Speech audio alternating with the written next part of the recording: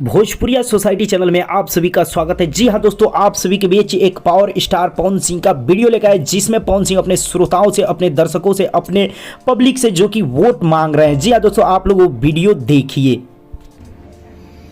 नमस्कार, प्रणाम। हम पवन सिंह और आज हम अपन भाई खातिर, अपन दोस्त खातिर और ओहू से बड़ बात बहुत बढ़िया इंसान खातिर वोट मांगतानी वीडियो के माध्यम से।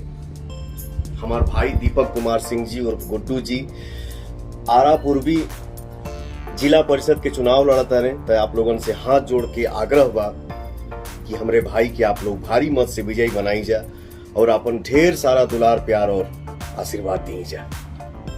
जय हो।